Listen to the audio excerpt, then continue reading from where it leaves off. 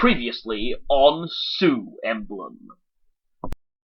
And here's what I wanted. I wanted these guys to rush Katria because she needs the experience. She starts a little bit... What was I saying about her needing the experience? Thank you, game. Thank you for hearing that and deciding to troll me.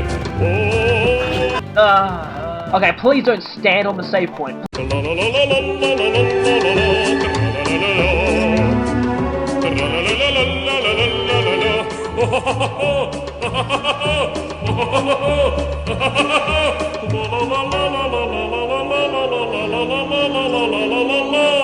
Can we survive against the game's incessant attempts to troll us?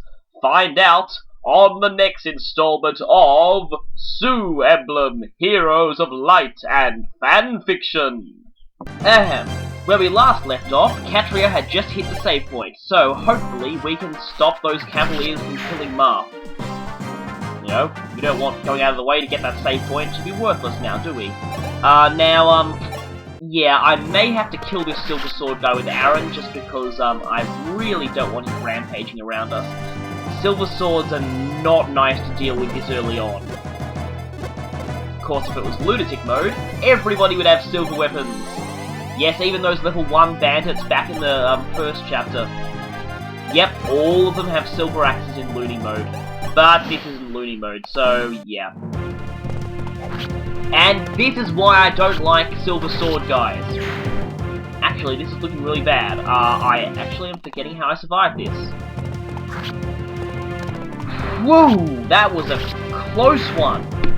Oh! Oh my...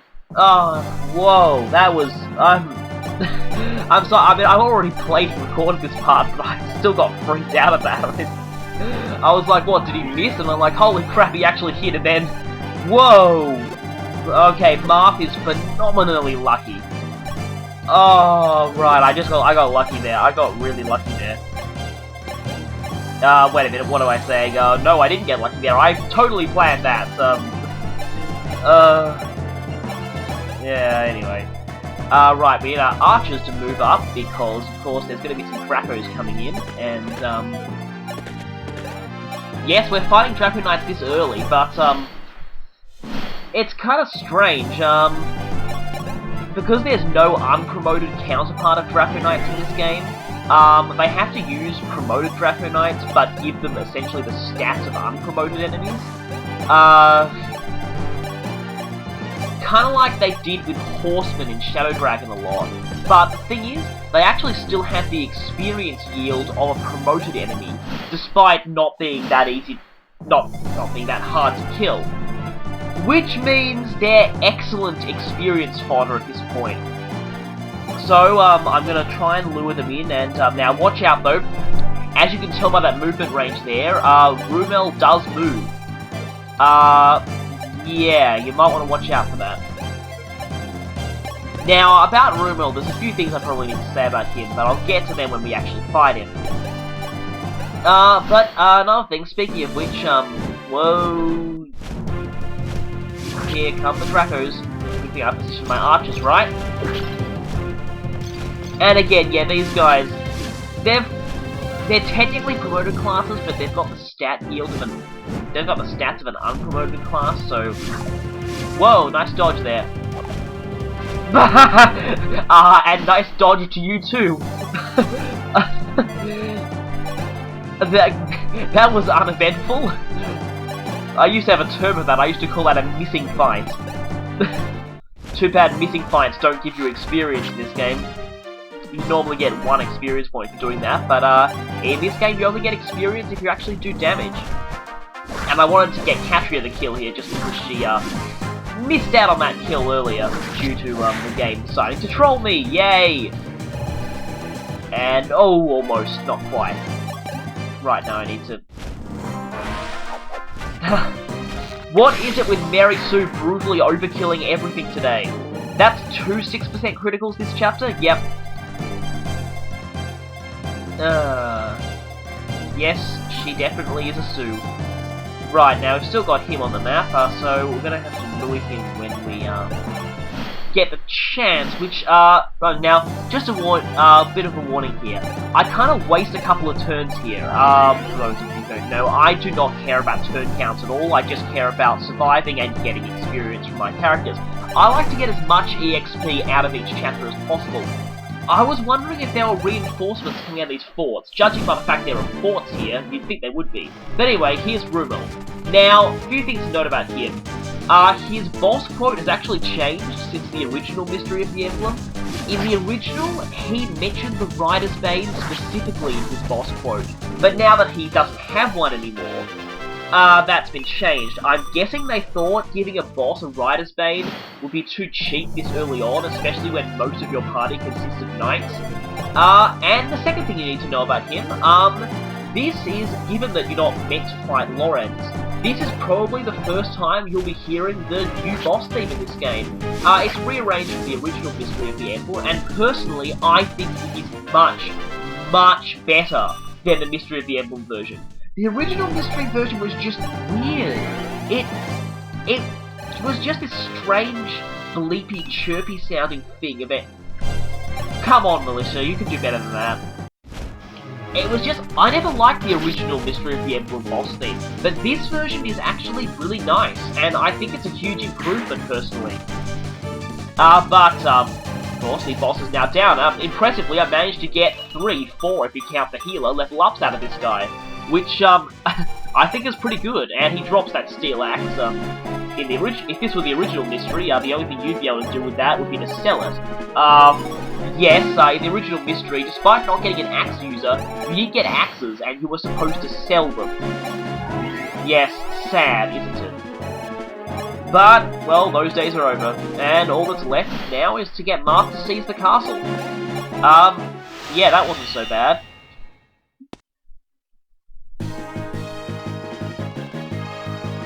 And they found someone most unusual inside the fortress. Who could it be? Oh, it's Bloody Mary! I mean, Linda. And she's got a new portrait too. That's just pretty nice. She actually had a different portrait in both Book 1 and Book 2 of the original Mystery, so I guess it's only natural she gets a new portrait here. In case, I actually didn't mention before, but Gordon got a new portrait too, and a lot of people thought that his portrait in Shadow Dragon was really somewhat creepy looking. So, yeah, apparently Linda was going around the country and she was considered suspicious and dragged to the fortress for interrogation. And so, yeah, apparently Linda accepted a job at the palace as Princess Nina's aide at the end of the last game, and she's requested to deliver... Yes, in the Arcadia universe, Marth's game, the Fire Emblem takes the form of a shield. I always found that really surprising when I first played this one. Of course, Blade and Sword was the first Fire Emblem I played. In which the Fire Emblem really doesn't have much of a role in the storyline at all. It's just briefly there for like one chapter. Anyway, but if you look closely, you might notice there are 5 suspicious slots in that thing. That will become important later. And apparently, yeah, Nina's not explaining why, just that she had to give the shield to Marth, and... well, that's odd. I mean, I know that her true love is missing, presumed dead as of the last war, no thanks to us. But, I mean, you know, you'd think she wouldn't be all depressed all the time. Unless Mary Sue's angst is rubbing off on everyone. And dramatic item get fanfare, and apparently it takes up a slot in my inventory. I did not know that, so I've got to ditch something. Anyway, though...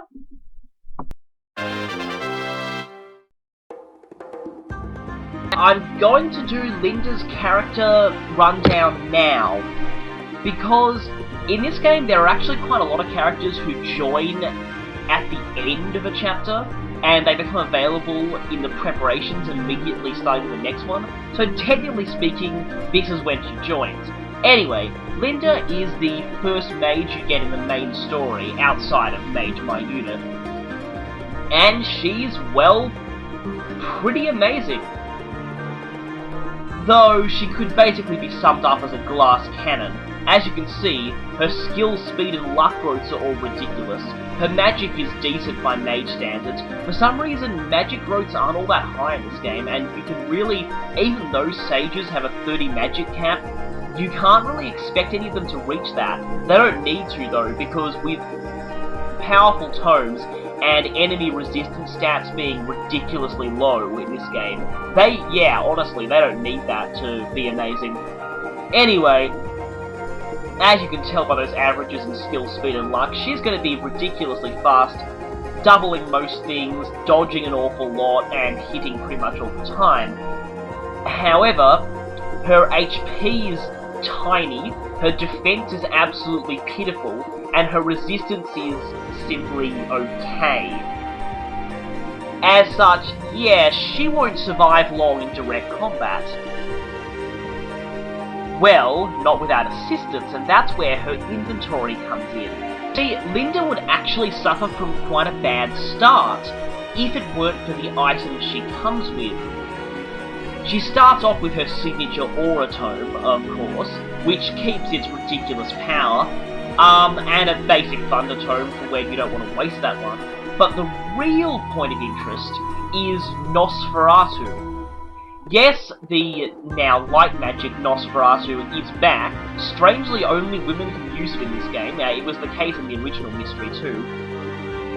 And, well, it actually makes her kind of special because, of course, if you're familiar with the series, Nosferatu drains the enemy's HP. However much damage you deal is how much HP you get back. Now, because of this, Linda can actually be surprisingly durable, provided that you only let the enemy attack her on their phase, and let her restore the HP that she loses through her counterattacks. This means that, again, yes, she can actually be surprisingly durable, and early on, when she's still struggling, in fact, her speed may not be enough to double on the higher difficulties early on. Oh, we'll pick up and she will be doubling later, but in that small period when she isn't, well, yeah, Nosferatu really helps in getting her experience. Simply stick her on the front lines with that tome. I'm not kidding. Just actually do that. Watch the enemies attack her, and watch in amazement as all the damage she takes, she recovers back. That's a pretty decent strategy to get her leveled up. Once she is leveled up, then she starts nuking everything in sight with Aura. And here's where another reason why Linda is awesome comes in. I will say that Linda has improved considerably since both Shadow Dragon and the original Mystery. One, her skill, speed, and luck growths have all improved quite a lot. But secondly, Linda, probably more than anyone else in this game, benefits greatly from the removal of weapon weight. Previously, Aura was incredibly powerful, but it did weigh her down quite a bit. Sometimes she wouldn't be able to double with it, and her ability to dodge was kind of affected too. In this game, with weapon weight being totally gone, she doesn't need to worry about that at all, and this makes Aura much, much more powerful than it used to be. And by extension, this makes her a lot more powerful than she used to be. So basically, she can comfortably double with it pretty early on, and doubling with a tome like that, that's guaranteed to vaporize just about anything. So, to sum up, Linda, first mage you get in the main story, definitely a very, very good one. And yes, if you're going to use a mage, it's really her or Merrick. We won't be getting Merrick back for quite a while, so at the moment, she'll have to do.